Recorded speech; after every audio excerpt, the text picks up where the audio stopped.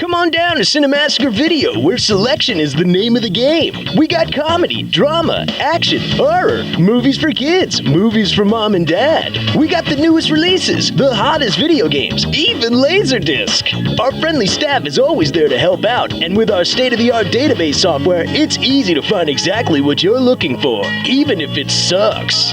Cinemassacre Video in the Voorhees Memorial Shopping Center next to Caldor. But first, a message from our sponsor. We can't have you out there scaring away friendly customers. There are no friendly customers. I'm your friend Kieran. I was with you knee-deep in all those tapes and DVDs. I covered your late fees more than once. Seems like bailing you out of trouble is a lifetime job for me. There wouldn't be no trouble if it weren't for that James. All I wanted was something to rent. He drew first blood, not me. Ugh. God, this green screen looks terrible. No one's gonna really believe I'm in the woods. If only there was a way I could learn how to green screen better. I know! Skillshare! Skillshare is an online learning community for creators with more than 25,000 classes in design, business, and more. Whether you want to fuel your curiosity, creativity, or even career, Skillshare is the perfect place to keep you learning and thriving. I took Chris Florence's class Green Screens, Properly Lighting and Keying, and it took my green screens from this to this. Skillshare is also super affordable, and an annual subscription is less than $10 a month. Premium memberships give you unlimited access, so you can join the classes and communities that are just right for you. So join more than 7 million creators in learning with Skillshare. Click the link in the description to get a 2-month free trial of Skillshare. First Blood is up there with greatest action films. Of course. Probably yeah, one of the all-time, hands-down, greatest movies ever to be created. What makes this movie special for me is that it's so different. Like, the premise is so... it's not just, like, simple good guy versus bad guy. Mm-hmm. It's basically just Rambo, a Vietnam vet, comes home and he stops by in this town and the sheriff gives him a hard time, and then he just wages an all-out battle against the police force. It's just one man against versus the whole, everyone. It's basically Grand Theft Auto, the game, the movie. That's a good way of putting it, yeah. And it's kind of like both of them are at fault, because it's like, I mean, Rambo goes too far with it, but yeah, the sheriff was a dick. I always looked at it as like, I didn't like the sheriff at all, because the fact that he was just making a guy leave, just because he didn't like him. And didn't even like stop and think like that, maybe the guy's a Vietnam vet. Like, he didn't even, he didn't even care. Which is just, in general, is just like to underestimate someone, to not even think about like where he's coming from or give any thought to his background. Yes. And then when Colonel Troutman comes into the picture, played by Richard Crenna, and he's the one who trained Rambo, and then he comes in and explains who he is, and he's like, you're going to need some extra body bags and all that. Yeah, he starts putting the sheriff in his place, and I really love those scenes. Oh, yeah. Where it's like, shit, this guy was a Green Beret. Like, and it's like realizing like who he messed with, and those are some of the standout scenes. That's definitely the stuff that you start to really enjoy the most, I think, is when he's realizing, oh crap, I'm not prepared for this guy. You love hearing the colonel explain to him, he's a machine, he's a killing machine, like, he'll take you guys down, this is like no problem for him. It's just so satisfying, because I think they do try to make the sheriff the bad guy, because he did like, single out someone and make it like, he's like being, I guess, sort of prejudiced towards Rambo. But yeah, Rambo is sort of obviously the bad guy, because he's destroying a town. It's like an anti-hero. Yeah. He is. He's like, he's the anti-hero. So it's like there isn't really a good or bad guy. Yeah. He goes way too far. But then you feel sympathy for him because of what he went through. And I mean, I feel like I know the most about this movie, and these guys are acting like they're not even here. Health is just so bad because of what he did, and no one appreciates him. So they really do a good job of making you feel bad for him, even though he technically is doing horrible things. Yeah. So, it's very complex, like, and it's also a simple movie, because it just takes place in like one town. It's in the woods for the most part, and then the town. It's another simple movie, with practical stunts. Something I love. Yeah, and there's not a lot of. I mean, he does blow stuff up. There are some explosions, but every time you see an explosion, it counts. Like, it really makes an impression, because most of it is more like stealth tactics. Yeah, he's like with the sticks and stuff. Yeah. Yeah. He's just taking people down with like his bare hands, basically. Yeah, and they even address that he has to eat at some point when he's in the woods, and like he has to kill that like The boar. Yeah. Totally. So like they just it's like it just shows you the full extent of like how he could just survive out there forever, and these guys are never going to be able to take him down. Yeah, because he can live off the land. And or what are they, volunteer firefighters or whatever? Or they're those guys that are trying to take him down, the volunteer cavalry or whatever. No, they're not even firefighters. They're volunteer like fire police officers or whatever. So I think this is one of the guys makes a comment. He's like, I just do this on the weekends. You know, when they try to blow up that cave. Yeah, like they all want to go home, like call it a day. And like it's like, this is a guy who is 24/7 you're dealing with here. He's been killing people for his life. I remember the first time I watched it, I mean, these guys could literally just talk to themselves for the rest of their lives. Image of him coming out of the water with like a knife in his mouth, I think, or like a gun or something. He comes out slow motion, and then big explosions is what I always had in my head of like, those are Rambo movies. So then I watched First Blood. I was like, wait, so the first Rambo's called First Blood? Is that even called Rambo? Yeah. I was kind of confused. And then when I watched it, I was like, oh, this is like a good movie. That's not even like the cliche Rambo type movie that you expect. And then so I watched it, and a few years later I started dating this girl, and I was like, we gotta watch Rambo 1 together. And she's like, I don't want to watch Rambo 1. And then I watched it with her, talk to and she was forever. She's not the kind of person that would watch Rambo You and movie. me, man. The real film buffs. Why don't you and I have our own spin-off episode over here, and we'll talk about the scale of the best Rambos to be ever made. The number one Rambo movie is always and forever will be First Blood. The second best Rambo movie is My Life at this moment, right now, trying to survive this boredom as these two guys ignore me, the true visual form of Rambo in 2019. It's torture. You think Rambo is tortured in those camps? I'm being tortured, talking about the greatest movie in the world, and James is even asking me my opinion. So Keith, tell us something about First Blood. You know. Oh, what's up, James? Well, I think. Oh, sorry. Hang on a second. What was the question again?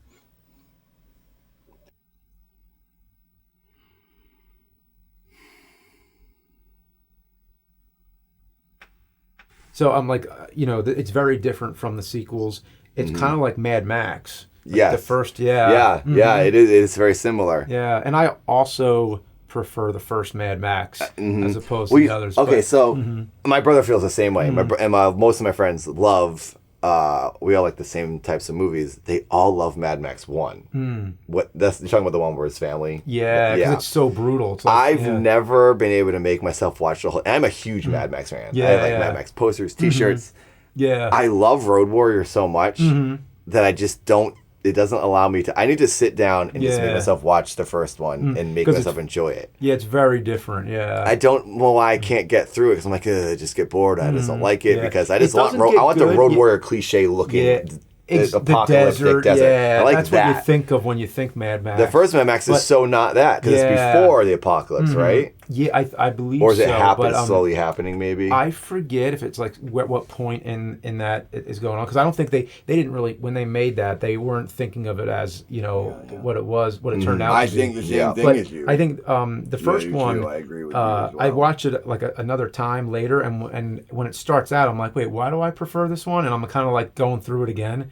It takes its time, but when it gets to the end with this family and all that, that's when it gets like, when it hits real hard, and that's when it gets good.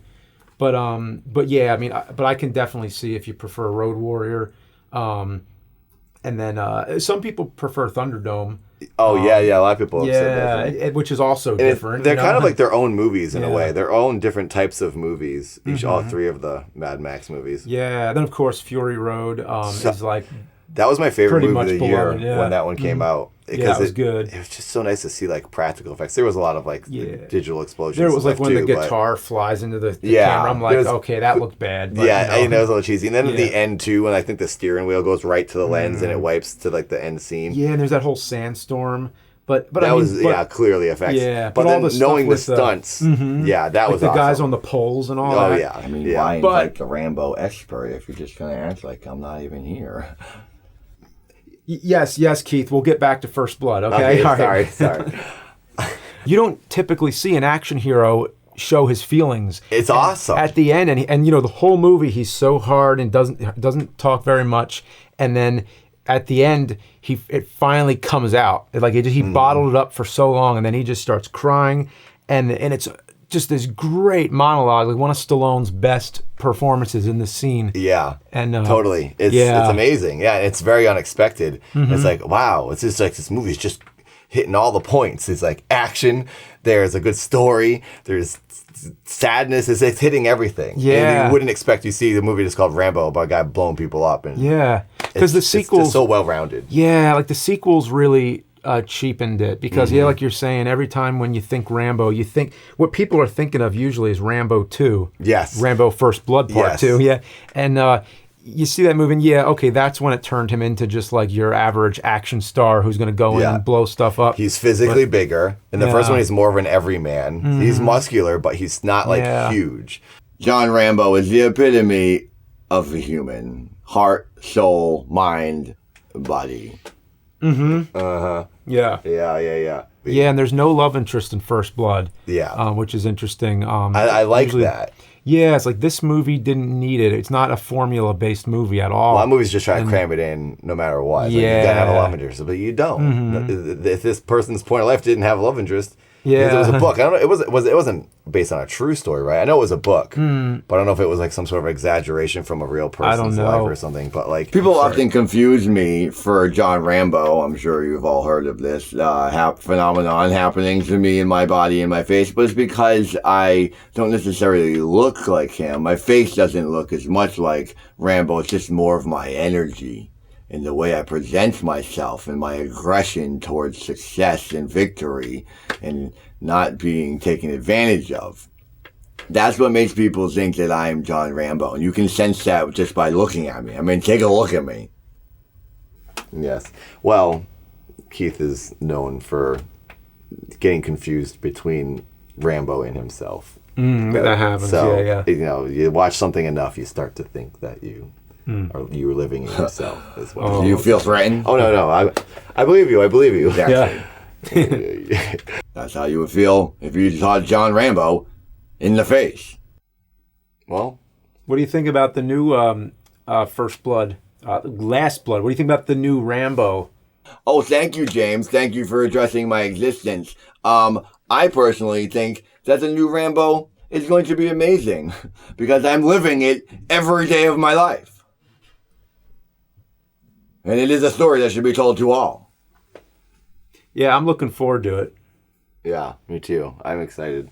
They all have their highlights, even though none of them match the original. The second one, I love the scenes when he's talking with Murdoch and he just gets more and more pissed at him. Like the ones that stand out, the one on the phone when he's like, Murdoch, I'm coming for you. Yeah. And then at the end when he shoots the place all up and then he like fakes him out with the knife. The third one has that whole scene at the end where fuck him, and then he just that big ridiculous like battle with the helicopter versus the I think he's like in a tank. Yeah. It's like a tank. That's like the whole thing of the game, right? I think the only Rambo game that came out on Genesis was, I think it was just called Rambo 3. Yeah. So it's kind of weird. It's like, wait, Rambo 3 is the first game? Yeah. But yeah, it was based on that movie, and I think the big part of that game is fighting the Tiger helicopters, that was called, or whatever. Yeah. Apache helicopter or something like that.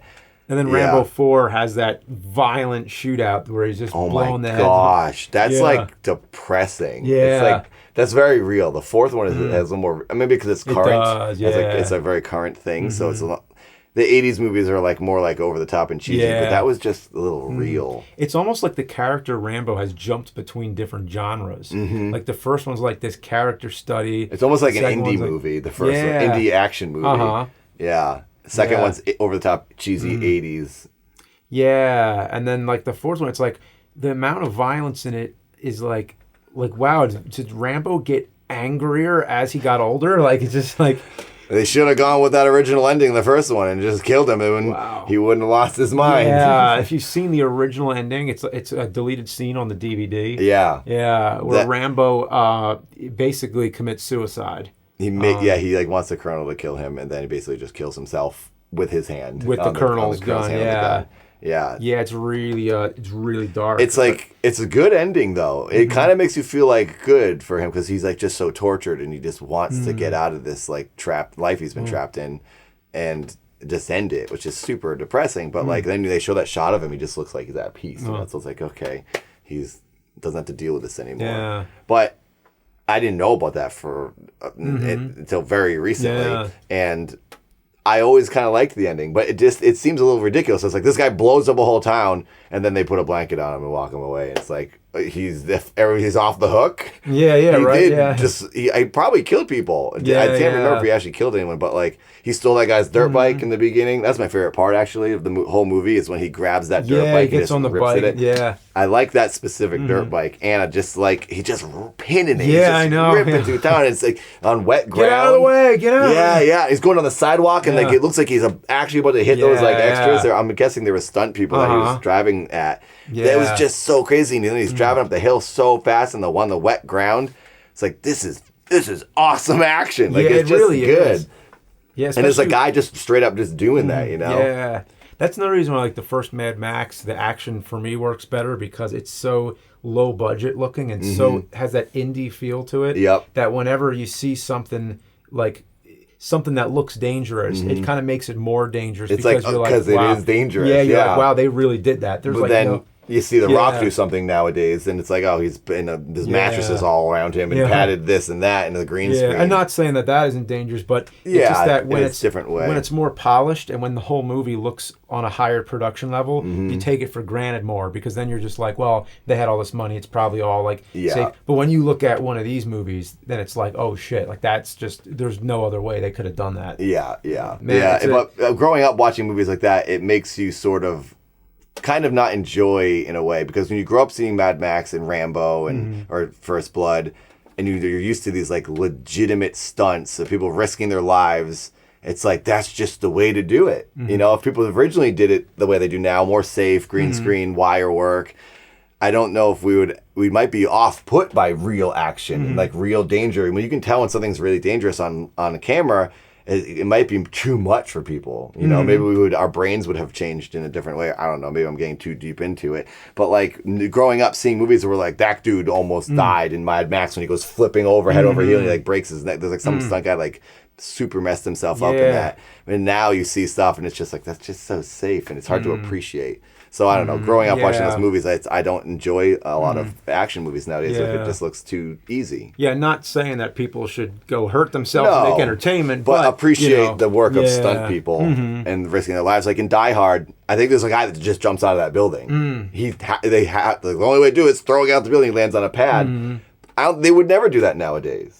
Right? Yeah. It would be green screen. Like they wouldn't. I don't think they. That's why I appreciate Tom Cruise and like all his movies. Oh, he still does a lot. Hangs from these buildings and just does it. Yeah, and it makes people go buy a ticket because you know he's going to do it for real. Yeah, but and it's funny how now real filmmaking, if you wanted to categorize it as real filmmaking, is a way to sell tickets. It's like, hey guys, we did real stunts in this movie. Come check it out. And that's how you lure people in. Too. Yeah. So that's what lured me into Fury Road because at first I'm like, okay, they're doing because I didn't know. At first I kind of just assumed the least of it. Like, oh, this is probably some cheap like reboot. Like every movie nowadays. Yeah, and then it was like, oh, it's legit. It's okay, same director and like all this, and everybody kept emphasizing it's practical stunts, which is true. Yeah. But then when I saw all the digital stuff in it, I was like, okay, look, it's not all practical. It's not all. A good amount. It's a very good amount. Yeah. But enough to make you go, okay, I'm glad they're still doing real stunts. Yeah. Yeah. And there's Mad Max again. Yeah, we can call this first. It's hard to keep going back to Mad Max. Yes. I feel that way too. All right, cool. Yeah. If you've seen any of the Rambo films, but not the first one or none at all, like definitely see the first one because if you think you know what Rambo is, but you haven't seen the original, then think again. See First Blood. That is the cream of the crop. For sure. You want to know what I think? This is never going to end. Nothing's over. Once you're a Rambo fan, you're never not a Rambo fan. You're a Rambo fan forever. You love those movies too much. So much that they take over your lives and you start to think you're the guy in the movie. And you go out to the freaking woods and pretend to be him like a raving lunatic. I don't want to do these things. I just want to have a normal life and look like a regular citizen who's allowed to walk the streets. But no, I look like a caged animal. Look at me, a warrior trapped in a sweatshirt. Do you think it's nice to live like this? It's not nice to live like this. I just want to be a one of you, a regular human. But no, I'm undefeatable. I can't live like this anymore. Do you realize how hard it is to have no worthy opponents? Of course you don't. You're a bunch of nerds talking about movies. You'll never understand. All my real friends are gone. They all blew up from blast processing. But it couldn't take me because I was too strong. Nothing can destroy me. Not even the 32X's with a James Genie inside. No gigabyte can stop Keith's Apicary. Just like not even Rambo can be stopped. Where'd they go? Huh. How'd I get in here? What is this place?